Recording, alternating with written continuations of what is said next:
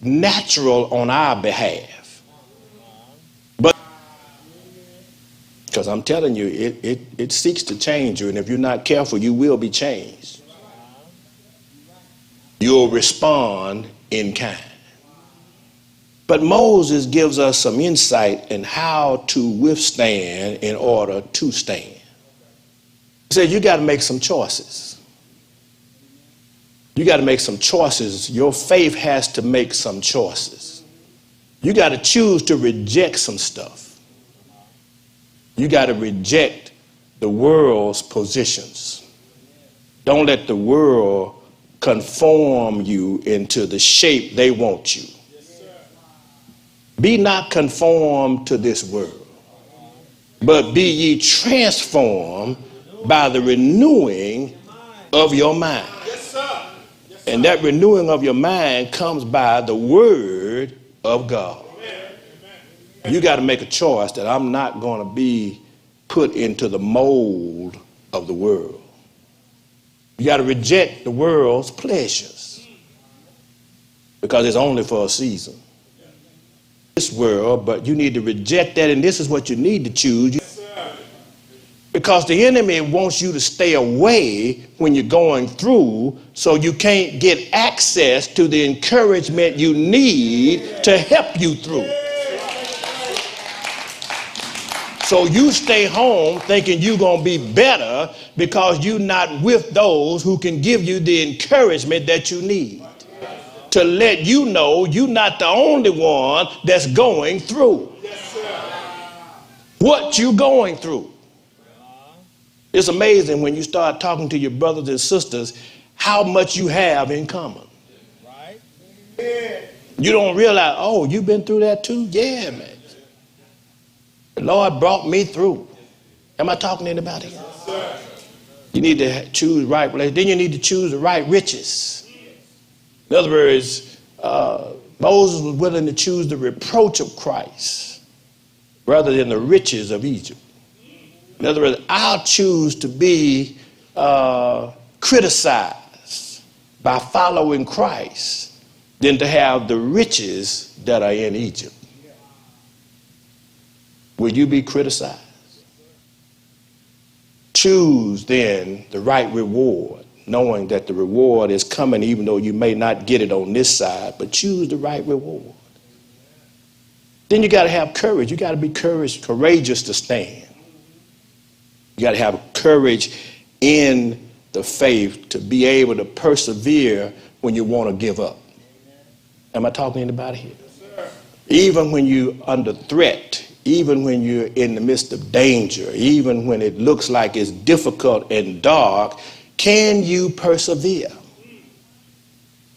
You got to persevere. You got to part ways with some things, even maybe with some people that's holding you back. I wish I had some help right here. Sometimes you got to let some folk go. On the flight back, I was watching this movie, A Beautiful Life. And this young man who was turned out he could sing real well. And he had a friend who thought he could sing. But his friend couldn't sing like him. And when the young man finally made it and he was doing well and he was getting all this notoriety and popularity, his friend showed back up and wanted him to put him on the album. And they tried all kind of ways. They mixed, they did all this, they tried to overlay it, they tried to do all the stuff you could do in the studio. And they said, we just can't help him. I'm sure that's how I would have felt too. He said, we just can't, we can't help him. And finally the lady had to tell him, you got to leave. But his friend was so distraught that he went and burned the man's boat up, which was the only thing he had left of his parents. But what it showed me was sometimes you got to let some folk go. He didn't want to let him go because he felt that was the only friend he had. But he realized that at the end, he really wasn't his friend. And sometimes you got to learn how to part with some things that you think you can't let go. I wish I had. Even when you lose what's precious to you in the process, you got to learn that you got to move on sometime. Am I talking to anybody here? But it takes courage to do that, because it looks like you can't make it by yourself. But you got to trust the Lord and move on. So you need courage, and then you need persistency to endure through it all. And then the perception to see him who is invisible. And the point I want to get to, the last point, you need commitment to faith. You need to be committed to the faith that is unshakable. This commitment is demonstrated by Moses when he says through faith he kept the Passover. The backdrop or the background for this particular verse comes out of Exodus chapter 11 and 12. Where you find there in this commitment to faith, there has to be the presence of faith. Faith has to be present, and its presence, first of all, because there are promises for faith. In Exodus 11, you find where God tells Moses that there will be one more plague. In other words, there have been 9. But he says now there will be one more plague. And after this plague, Pharaoh will thrust you out. In other words, he's going to put you out after this one. He said you could go after some of the other ones, but I assure you, I promise you, after this plague, they are going to thrust you out for sure after this plague. It's interesting, God gives some encouragement in this to know that even though it's been 9 and it looks like ain't nothing happening, just one more. Wow. Just one more. Trust me, I promise you that it will come to pass after this plague. Because in actuality, the plagues were not so much about persuasion as they were about revelation. God really wasn't trying to persuade Egypt. He was revealing to Egypt who he really is. Because see, sometimes you just need to let folk know who you are. You ain't got to persuade them, just let them know who you are. Let them know I'm here. You ain't got to look for me. I'm right here. God is saying, I am here. The God of Abraham, Isaac, and I'm here.